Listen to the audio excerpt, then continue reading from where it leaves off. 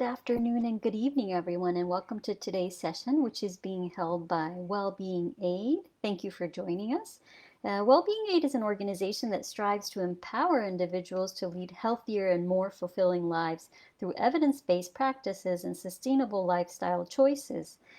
My name is Maria Cecilia Mosquera. I am a public health preventive medicine physician, a pediatrician who is certified in obesity medicine and lifestyle medicine, as well as I have a certificate in culinary coaching. And what all that means is that I work to help people optimize their well-being through their lifestyle. Today's session is titled An Example of One Day of Meals that are whole food, plant-based, and family-friendly. So thank you for joining us for tonight's mini webinar, which will be a half-an-hour session. This session is being held on the occasion of 15th of May, which is the International Day of Families. So happy International Day of Families to everyone. This session is being recorded as it is being live streamed on Facebook, and once the live stream finishes, Facebook will automatically upload the recording to the Facebook page of Wellbeing Aid, so you'll be able to find it there if you need it. The learning objective for today is that we will discuss how to make and modify one day's worth of whole food plant-based recipes for the family. How we're going to approach this today is I'm going to give you a little bit of information, and then we're going to go through a whole day of meals split into breakfast, meals, and snacks and desserts.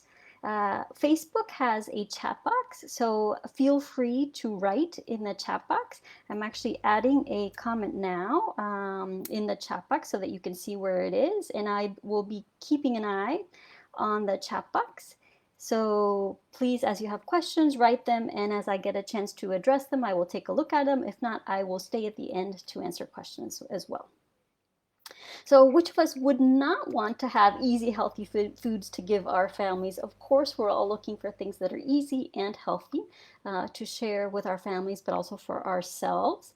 And in prior webinars, we've talked about a whole food plant-based dietary pattern, which is one where you eat mostly a variety of minimally processed vegetables, fruits, whole grains, legumes, nuts, and seeds. So you can see the picture on the right-hand side of the screen shows that the goal is to fill half of your plate with fruits and vegetables, a quarter of your plate with a plant protein, such as beans or lentils or tofu, and a quarter of your plate with whole grains, such as brown rice or quinoa or barley, whole grain pasta, etc. So this is the goal, is for us to move towards eating mostly plant-based whole foods. And if you want more information on that, you can look at our prior webinars. So if you are striving to do this, or if you're just striving to add more plants into your or your family's life, this webinar is for you. This does not mean that this webinar is for people who are, for example, only eat plants. This is for anybody who is looking to increase the amount of plants they eat for themselves or for their family. So welcome. What we're going to focus on is adding more whole foods like plants to your plate, in your family's plate, as opposed to the left-hand side of the image where you really see that it's mostly meat and maybe some potatoes and grain, which is called purguri, where we're trying to get your plate to look more like those on the right-hand side, where half of it is fruits and vegetables, a quarter is your plant protein, and a quarter is your whole grain. But why would we like people to try to eat more plants? Well, we know that shifting from more animal-based foods to more plant-based food actually lowers your chance of heart disease, getting type 2 diabetes, and even death. And moving towards eating more plants improves your weight and obesity, your blood pressure. So if you have high blood pressure, you can improve your high blood pressure by moving towards eating more plants, as well as you can improve your glucose or your hemoglobin A1C if you have type 2 diabetes. There are even people that can reverse their type 2 diabetes by moving towards a whole food plant-based way of eating. There are many other reasons. We won't go into that today. If you want more information, look at our prior webinars. So the good thing is we want to eat more plants. It's healthy for us and our families to eat more plants. And the great thing is that there are so many different types of whole grains, legumes, beans, vegetables, fruits, nuts, and seeds. So we have so many opportunities to do so. And today I'm going to be giving you some examples. So the example will be one day of whole food plant-based meals. Now, this is just an example. I was just putting this as a disclaimer out there because, for example, I am a pediatrician, so the amount of food that you eat, for example, when you talk about children and youth, babies versus infants versus an 18-year-old is different. So different ages of youth need to eat different amounts. And if you have certain health conditions, the types of foods that you eat might be different. So having said that, if you are looking for personalized recommendations based on yourself and your health condition, your age, etc., just talk to your health professional. But today what I'm going to be giving is some general examples of how we can eat more plants. And today's recipes are meant to be family friendly. This is the International Day of Families, but also easy and nutritious, fast, because I know many of us don't have time. And they're full of fiber, which I can say as a doctor that many adults and youth are lacking in fiber and suffer from problems such as constipation. And all these recipes are meant to be modified to your taste, and we'll talk about that in detail in a moment. So, first, I'm going to give you this example of what an adult might eat. Actually, these examples and all the photos you're going to be seeing come straight from my house. These are the foods that I've been eating very recently over the last several days. So, and actually over one day. So let's start with breakfast. So you'll see that this circle shows breakfast, lunch, and dinner with some snacks in between and some desserts after dinner. So for breakfast, for example, might eat a whole grain like oats in the form of a toasted granola that I'll talk about a little bit later, with some fruit, which for my breakfast sometimes it's blueberries, strawberries, maybe bananas. And then in the morning, if I'm hungry, I'll usually eat a snack of fruit. It can be grapes or strawberries, for example, if I haven't eaten that already for breakfast. And then for lunch, what I always do nowadays is I prepare a big pot of cooked veggies or raw veggies, depending on whether it's hot, summertime outside if I want more of a salad, or if it's colder and I want more of a warm dish. And so I make a whole big batch of veggies with herbs, garlic, ginger, spices, and I use that as my base for my lunch for, let's say, 4 or 5 days of the week. And then I add a bean or a lentil, plus some seeds, plus some other veggies, herbs, and some sprouts, and maybe a sauce. And so what you see in that picture is one of my lunches, which included basically greens, grains, and legumes. And then in the afternoon, I might have a smoothie with my teen, which I'll show you what they eat in the next screen, and a bar that's made out of walnuts as well as cinnamon and some raisins and some oats, which is what you see pictured here. And then for dinner, our whole family might eat something like brown rice and beans, which I'm going to talk about in a moment. And then afterwards, if we're hungry, we might have I usually always have a fruit available on the table so that you can end with something sweet, and then maybe a little square of dark chocolate. So that's an example of what I eat, and you'll see that at the center is water, because water is what I'm drinking throughout the day. Whereas this is what my teen might eat, who's growing and exercises a lot. So you see breakfast time, they might eat these are called breakfast cookies, which are full of whole grains and seeds, and I'll show you that recipe link later. A spinach muffin, which has oats and other goodies, which I'll show you the link for that later, and a fruit. And then you see that for snacks, they might eat at school a fruit plus something like an energy ball, even some popcorn. And then the lunch, what I usually do is I send the leftover, let's say, rice and beans that we had the night before with some veggies. That's what I send in their lunchbox. And then snacks, we come home and have a snack. When they come home, I have a snack together with them. And then as they're snacking later in the day, they might have some roasted chickpeas or some chocolate-covered roasted chickpeas.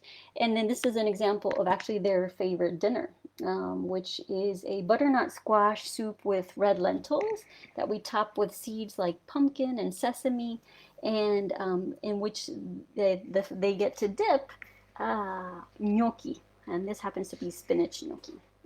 And then the same thing, fruit for dessert after dinner, or a square of dark chocolate. So this is an example of what a whole day of a meal might look like. Now let's go into the details. So let's start with breakfast. So I have put the links on this slide in the chat box, and that will be saved with this video. But you can see here that these are real examples of real breakfast from my teenager in the morning. As I said, they might eat one of these breakfast cookies, one of these spinach muffins, each of which are made with either oats or barley and have seeds, for example, in the breakfast cookie, like chia, as well as pumpkin seeds and ground flax seeds and hemp seeds, and a couple of dark chocolate chips on them because they love dark chocolate. So they might have one breakfast cookie, one small spinach muffin, and a fruit, because the general formula for breakfast in our house is water to drink, plus a fruit, plus some kind of grain, plus seeds or nuts or something to that effect. So you'll see here the breakfast cookie, the spinach muffin. You also see some whole grain pancakes. These happen to be made with old-fashioned or jumbo oats that are ground into a flour. And I put the link to the recipe that I use there, as well as sometimes, like in the past couple of days, I've made for them a breakfast shake, which is made with oat milk, bananas, ground oats, dates, cocoa powder, cinnamon, and it's delicious, I'll have to say. So you can find the recipe there. So these are real breakfasts that have been eaten they're teen approved in my family, and that they've eaten in the recent days. And what we use is the formula, as I said before, of fruit, always at breakfast, plus water, plus some kind of breakfast item. And I will also say that to make it easier for myself, sometimes I use the same ingredients, but really shift the type of breakfast. And it also has a little bit of variety. So usually for my own breakfast, I eat something like oats or this toasted granola that you'll see in the middle. So some type of toasted granola bowl. And this granola happens to be a recipe from a cookbook that's called A Plant-Based Woman Warrior. And that cookbook recipe includes oats, plus pumpkin seeds, plus ground flax seeds and hemp seeds and chia seeds, and a little bit of maple syrup to make it a little bit clumpy. What I usually do is I add old-fashioned oats, but I also include barley. And I pan toast all of this together, and it becomes a granola. It just sits on our kitchen table, and it lasts for about 5 days, just sitting out on our kitchen table in a covered container. And that same type of granola you can serve on top of a yogurt. So in my household, I eat a plant-based yogurt, such as this morning I had almond, or when I run out, I'm going to have soy yogurt. And then on the right hand side, you'll see a smoothie bowl. So for example, if we always have frozen fruits, because in my family, my husband loves to eat frozen fruits for breakfast that he defrosts and then just tops with the granola, and sometimes a little bit of extra fresh fruit. So if we have frozen blueberries, sometimes I just put them in a little mini food processor and make like a smoothie. Or you can have a frozen smoothie, so it's like a little bit like eating a Frosty, and then you top it with either the granola or some seeds like hemp seeds, chia seeds, or just some plain oats, plus some fruit. So it's different ways of eating basically the same type of ingredients, but making sure that you're adding to your breakfast things that are full of fiber, like the seeds and the grains that I'm talking about, oats and chia, etc., full of omega-3 fatty acids, such as the ground flax and the hemp seeds, which are important for brain development, for your heart, for example, if you had a little bit of nuts, like walnuts. So this is an example of how these are super easy breakfasts. Just takes fruits, pulling out the granola that you've batch cooked a little bit earlier in the week, or topping with some seeds, which I usually store in the refrigerator, or some ground flax, which I store in the freezer. So these breakfasts take less than 5 minutes. The muffins and the breakfast cookies that I was showing earlier, I also batch cook and I stick in the freezer and I just defrost them. So making my teens breakfast takes me less than 5 minutes, because all I have to do is defrost it, serve some fruit and some water, and there they are. Okay, so that's breakfast. Now if we go into meals, and by meals I'm talking about lunch or dinner. So the everyday easy quick meal that I think most people probably use in their own households if they're trying to eat more plants, it includes beans. And the formula that I always use for all of our plant-based, whole food plant-based meals is beans plus a whole grain plus veggies. And when I talk about veggies, I also mean things like greens or sprouts and herbs. So always think about whether you can include in your lunch or in your dinner beans plus a grains plus some type of veggie. So what you see here is basically a bean plus in brown rice. So I'm going to show you a little bit of that recipe in just a moment. But part of why I show this recipe is that in my household we always batch cook because it's so much harder to try to prepare every single meal from scratch. What you can do is just I cook brown rice in my electric pressure cooker and then I use it for multiple meals during the week. That might be the black beans and brown rice, and I'm going to show you another recipe later, or use them together to make a veggie burger. Same thing for the beans. For example, today in my household I made chickpeas in the electric pressure cooker, and I already used it for dinner. I'm going to show you the photo, and I'm going to use it tomorrow and the next day in different recipes. So you make a big batch of something, and then you use it in different recipes over the next days. It saves you a lot of time. Same thing for the other ingredients. You can chop a whole bunch of carrots, let's say, and use them across 3 different recipes across 3 different days rather than just spending the time on 3 different days to chop carrots. It saves you time. You can do that with herbs as well. So in my refrigerator, I have all these different containers with cilantro and green onions and rice and beans that I can just take together. And then at my lunchtime, it takes me 5 minutes to put a meal together because I already have all the different containers. I can just combine them as I feel like to make my lunch. Sometimes I will use frozen or canned. For example, I don't like chopping onions or garlic or ginger, so I always use frozen or usually use frozen. For black beans, sometimes I use canned. And then, as I said before, I use my leftovers for dinner for the next day for lunch. So, for example, for my teenager, I send them the rice and beans for lunch as their lunch at school, or I'll have it as part of my lunch with that green base that I mentioned before. And as I said before, you can repurpose leftovers. So if I have leftover brown rice and black beans, I'm going to combine them together with some spices and some herbs to make a veggie burger, probably 2 or 3 days later. And as I said before, if you serve fruit at the end and you end the meal on a sweet note, it feels less like you need some type of formal dessert afterwards. So I always have fruit on the table. So these are just some tips in case they're helpful to you. Now, the concept that I've been using recently in my household is a make your own concept. And so I'll show you one meal here. So I talked about how rice and beans and veggies, or like a grain and beans and veggies is my sort of concept for all the meals. And this one happens to be a black or a red bean plus something like a brown rice and veggies. And in this case, on the left-hand side, you can see that this is our tortilla that I just put on the back of a muffin tin to form that little shape, and I stuck it in the oven at about 175 degrees Celsius or 375 or so degrees Fahrenheit for, let's say, 5 to 10 minutes, depending on whether your oven is preheated, just until it got toasted and it formed that little bowl shape. So the left is a tortilla. The right is something called an arepa, which is a Colombian corn flat bread, basically, that just has corn and water and maybe a little salt.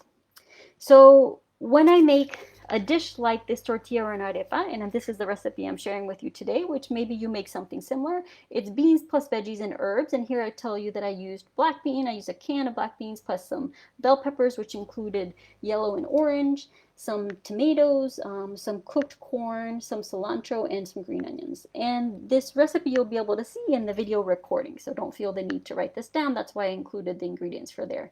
And I always start with my beans, add some veggies and some herbs in a big large bowl, and then I add some spices like onion powder, garlic powder, sweet paprika, and cumin.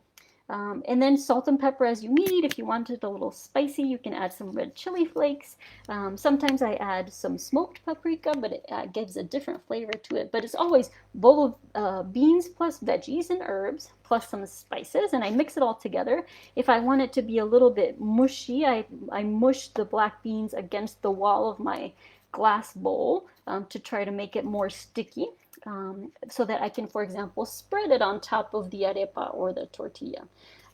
So here on the right, you can see that then I toast my tortillas or arepa. I happen to do that in my air fryer because it's faster. And then when I serve it, I always add a bowl of extra veggies and toppings on the table. So I'm going to show you in a moment what that looks like, but this happens to be chopped up extra veggies plus herbs and guacamole so that each person that's sitting around my family table can choose how they're going to make their plate. And so this is a very simple recipe, but you can adjust it to your taste. Like if you don't like bell peppers, you just take that out, or you can add mango instead. If you don't like some of the spices, take them out. If you don't use salt, take that out. So just adjust it to your family's taste.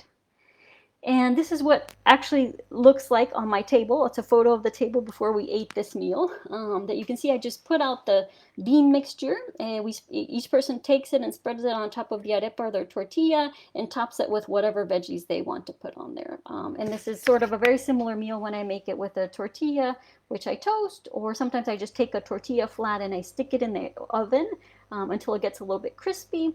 And we just spread the beans on top of that flattened, crispy tortilla, and then add some extra toppings and guacamole, and that's what we eat. Very simple meal. It takes for sure less than 30 minutes, and sometimes less than 15 if you're using, for example, canned beans.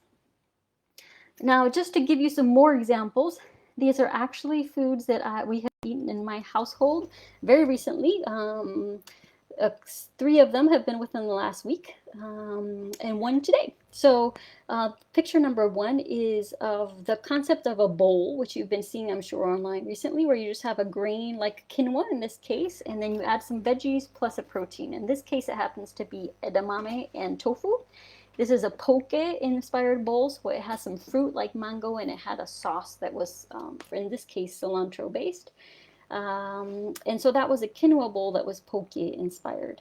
What our dinner was actually today, our dinner for today is loaded sweet potato fries. So I just cut sweet potatoes and stick them in the air fryer in the form of French fries. And then I put out all these things like cooked chickpeas, roasted chickpeas, tomatoes, some sprouts, some hummus, and some fava sauce, and some avocado.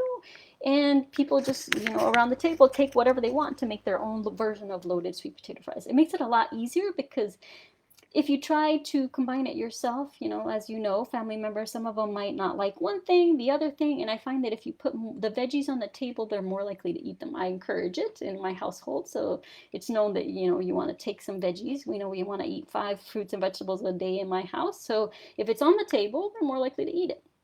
And the third one is a make your own spring roll. So they take a spring roll wrapper with potentially some a dried seaweed sheet plus some veggies and some cooked brown pasta or brown rice pasta and edamame or tofu and a peanut sauce, for example, and you make your own spring rolls, which is kind of fun for the family, and teenagers like it. And the last one is a pizza that I actually spread hummus on and some veggies, and you can probably figure out which side is my side versus which side is my teenager's side.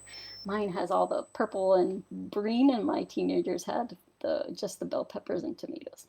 So make your own is a concept that I utilize for meals. I basically just put the stuff on the table, always with that formula of beans plus grains plus veggies, and allow people to sort of take what they prefer and go from there. And so we've talked about breakfast, we've talked about meals, and of course we know for snacks and desserts, fruits are fabulous. For vegetables and nuts and seeds are also great snacks, but sometimes we know we want a little bit more. So we see apple with some nuts, some veggies and hummus, or just some dried seeds. In my house, sometimes we eat dry fruit, but sometimes you want more. So a smoothie is something that I mentioned I made just the other day, and my teenager and I had it as an afternoon snack. Here's a version of a smoothie I'm going to show you. Or some energy balls or some roasted chickpeas, and I'm going to point you to a webinar where we talk specifically about snacks. In today's webinar, this is a slightly different smoothie recipe than the one in that webinar because I just made it slightly differently this week. But this one has bananas, some strawberries, some spinach and orange, some ground flaxseed, and some water. And the green thing you see there is spirulina, which adds some omega-3 fatty acids. So this smoothie is full of fiber plus vitamin C plus calcium with the spinach. And the photo on the right-hand side shows you from the pink one a version that did not include any spinach.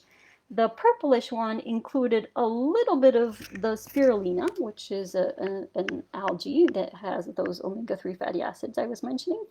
And the green one included spinach or kale. So just to show you that you can modify it to your taste or the taste of your family. If you have a child that won't eat anything green, you can start adjusting them to it. For example, you can add 1 leaf of spinach and it turns a little bit purple. And then as they get more used to it, maybe 1.5 leaves and 2 leaves over time. It's not a race to get them to eat a green smoothie. You can do it slowly over time. So just that's what that picture is to show you for on the right-hand side. And then the other snack is energy balls, which in the last webinar I discussed and demonstrated, so I won't go into detail about it today. You can see the links here as well as in that webinar, and you can see the pictures of 5 different energy balls I've made, and I included the recipe for one of them directly on the side, which is an apple cinnamon energy ball. So you'll be able to refer to this one later or go to our other webinar about healthy snacks for families. And the other snack that I demonstrated in that webinar was roasted chickpeas, which I mentioned that my teenager eats as an afternoon snack or a dessert sometimes because I make them roasted in dark chocolate covered. And today, for example, in those sweet potato loaded fries, I topped mine with some plain roasted chickpeas. So you'll also be able to see that in the other webinar that was about healthy snacks for families. So we've mentioned today one day of meals, what that has looked like in my family. We've talked about breakfast, meals like lunch and dinner, and snacks, and some desserts. I just gave a few examples because of the interest of time. This is a mini webinar that's only half an hour. But think about the concepts that I've talked about. For breakfast, food plus water plus something. That usually includes a whole grain or nut or seed, for example. For lunch or dinner, beans plus whole grains plus veggies, and take that concept and adjust it for you and your family's tastes so that you fill your day as much as possible with whole grains, legumes, nuts, seeds, fruits, and vegetables across the different parts of the day that include breakfast, lunch, and dinner, and the snacks in between. Now you have to it's easier if you start with what your family already likes. So if your family hates cabbage, that's not the first vegetable you want to start with. Work with what your family already likes and start expanding for that from there. For example, my teenager has never liked asparagus, but over the last week, and they're now a teenager, they inhaled asparagus. So it may take some time. Start small if needed. As I mentioned, for a smoothie, you can add half a leaf of spinach, 1 leaf of spinach if you need to. For my teenager, I started introducing them to sprouts, so sprouts of things like bok choy, by just adding 1 tiny little sprout onto their plate. And they started with that, and then 2, for another meal later on, 3, and now they can eat a handful of sprouts no problem. Because it takes time for children, teens, for us adults to get used to new flavors. So start small if you need to, but think about ways that you can add nutrition to each meal, snack, or dessert for your family in the form of whole foods, plant-based foods like fruits, vegetables, nuts, seeds, grains, or legumes. And remember, it's not a race. You're not competing against anybody else, and the goal is progress, not perfection. Every little step in the right direction helps for you or your family to get you working towards optimizing your health and well-being. So as I mentioned before, we've done several, actually 4 mini webinars on whole food plant-based concepts. You can see the dates here, and you can find them on Facebook for the Wellbeing page under videos. So feel free to refer to those if you haven't seen them, or the YouTube link is there. And as I mentioned before, these are just an introduction. So feel free to talk to your doctor or your dietitian or your healthcare professional, as they can also provide you more details and should be able to support you through the process of adding more plants to your life to optimize your health. So work towards adding whole plant-based foods into your day and tailor the recipes to your family. And what I'll ask you today is I'm going to just look at the chat box to see if there are any questions right now. And if I'll hang out in a second to see if there are any questions, but you feel free to think about or add in the chat box if there's one thing you're going to take from today's session. So while you're thinking about that, remember that I've put a link in the chat box that also includes the link to the feedback form for today's session. So I would very much welcome your feedback, which is anonymous, so it can continue to help us improve our webinars. And to note that the next webinar we will be participating in is a virtual cooking demonstration that's happening this Saturday, the 18th of May, 2024. It's through a conference being hosted by Doctors on Social Media, which is, the conference is titled Empowering Women in the Face of Cancer. And I'll be doing a cooking demonstration on healthy eating after cancer, on how to eat to help you thrive after cancer. So if this conference is of interest to you, I've also placed that link in the chat box, in the comment box under the Facebook live video for today. So feel free to join us on Saturday. And there are some resources here in case you want a little information about things like flax seeds and chickpeas that I discussed, calcium in spinach, for example. You can see that there. So I will look to see if there are any questions or comments. And if you don't have any questions or comments, thank you for joining us today. We really appreciate your time. I will not start sharing my PowerPoint presentation because if I do stop sharing, Facebook stops the live stream. So I want to be able to hang out here to see if there are any questions. So I'm just going to hang out here. And if you are ready to go, go right ahead. And we hope to see you next time. But for those of you that have questions, let me just look at the comment box under Facebook Live to see if I see any questions. So thank you to Jill Duncan who says snacks. So we love snacks in my house. And I wish I had more time to share all the types of snacks we eat, but hopefully you've had a chance to see our prior webinar to get some information about those. If you have any questions, feel free to let me know. So at this point, I'm looking to see if I'm missing anybody's questions. For those of you that did join, as I said, I welcome your feedback.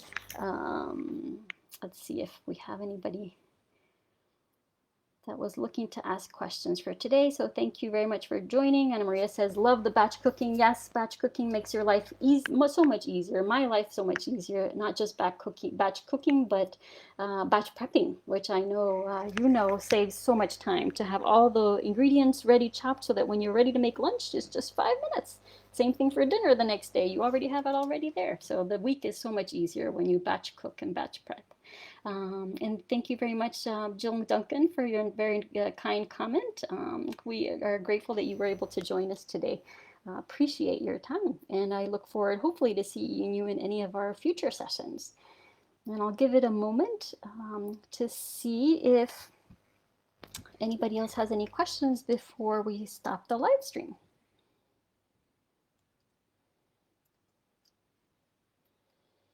And just remember that while we're waiting, the link for the breakfast recipes that I mentioned is in the comment box, as well as the link to the feedback form for today's webinar, which is anonymous, as well as the link to our next session, which is this Saturday, the 18th of May, in case you're interested in joining us in the Social Media Docs conference. So feel free to look at the comment box, and if for some reason you don't see those links, let me know. And I'll give it one more minute just to make sure if there were any other questions. Otherwise, in a minute or so, I'll be logging off. And in the interim, thank you very much for your time. For any of those who are watching this recording, we hope you appreciated the session and look forward to you joining us in future sessions by Wellbeing Aid.